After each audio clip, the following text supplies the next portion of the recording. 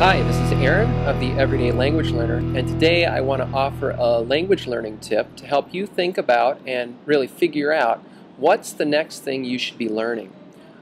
Generally, we follow a textbook or a teacher directs our learning, and so we discover or we learn the grammar structures in an order that's prescribed by the teacher or the textbook. And this really works great. With this method, we tend to get a good broad covering of the grammar structures and forms, and in that can learn the grammar. But one of the things that I think it doesn't do is it doesn't allow us to discover the language, to really in an intuitive way acquire the grammar that we're learning. It's more of a top-down, teacher-driven, instruction-based, grammar instruction-based way to learn, and I don't think it's as high a quality of learning. It's certainly in the end we get there, but I think there's other ways in which we can pull the grammar out and direct our own learning and take control of our own learning, and as well learn the grammar at a rate and in the manner that best suits us. I think we've all probably been in situations in classes or courses where we either felt really bored because we knew what was going on and everyone else was struggling to get it, or we felt frustratingly behind because the teacher had moved on to the next thing and we still didn't get what we were learning previously. And certainly we need to continue to push forward with our language learning journey. But one of the things we can do is take complete control and say, I'm going to figure out what I need to learn next. If you're at the blog reading, I've explained this, and I'm going to give you some examples in today's post.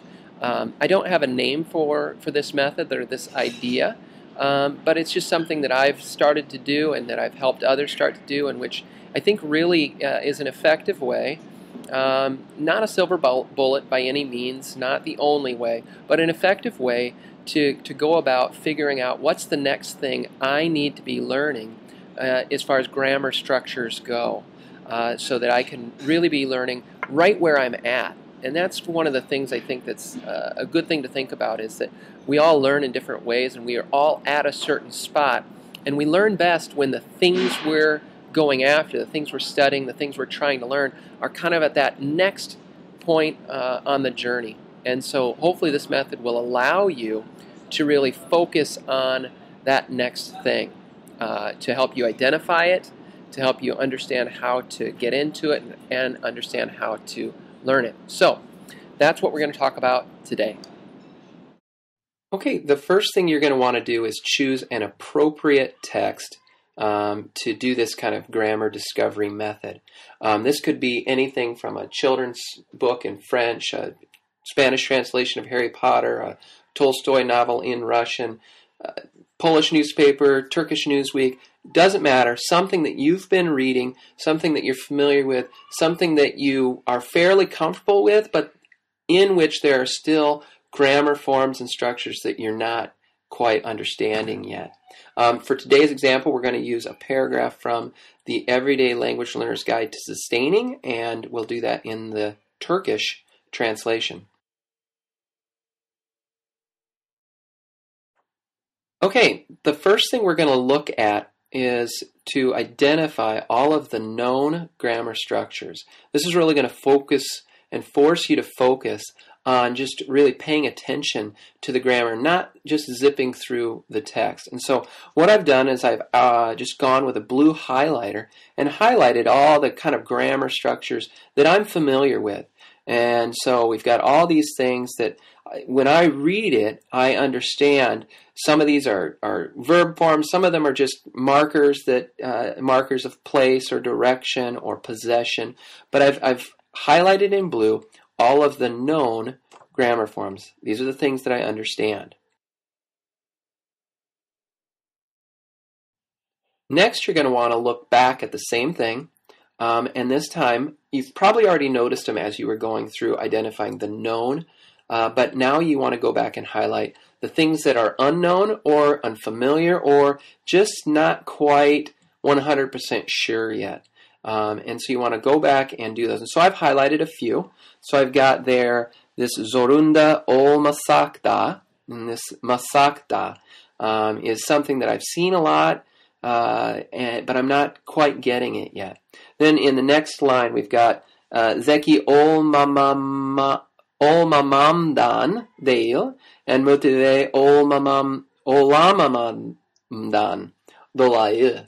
And so that is something I think I know what's going on there, but it seems like more mamams than I'm familiar with, and so I'm not quite sure what's going on there.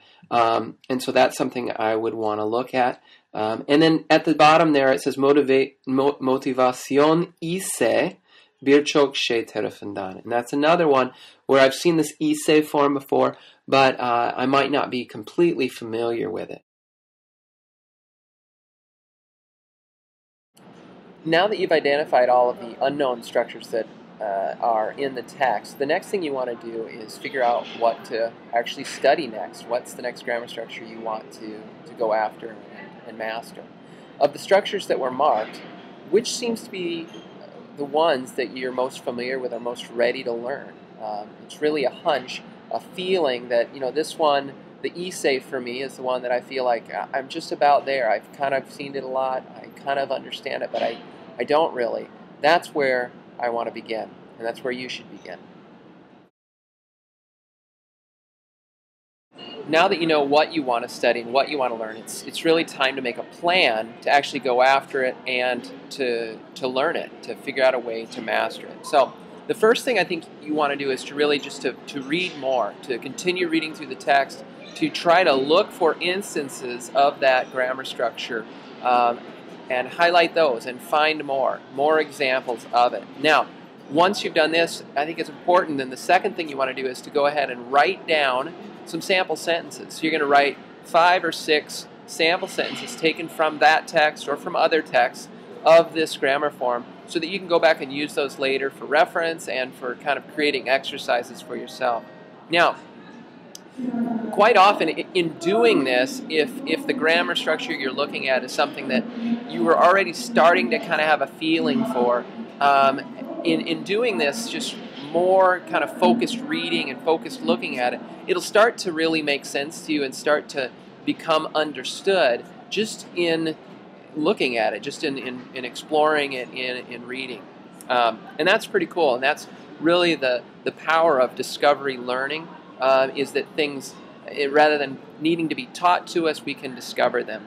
Now, if you still have that hunch but you're still not exactly certain about how this grammar structure is working, the next thing you want to do is to begin to practice using it, and practice in a way that's really an exploratory type of practice. So you're going to write sentences, write paragraphs, use it as much as you can in sentences, just try different things, put it in different places, different situations, different contexts, in ways that you think it might be used and you have a gut feeling or a hunch that it'll be used.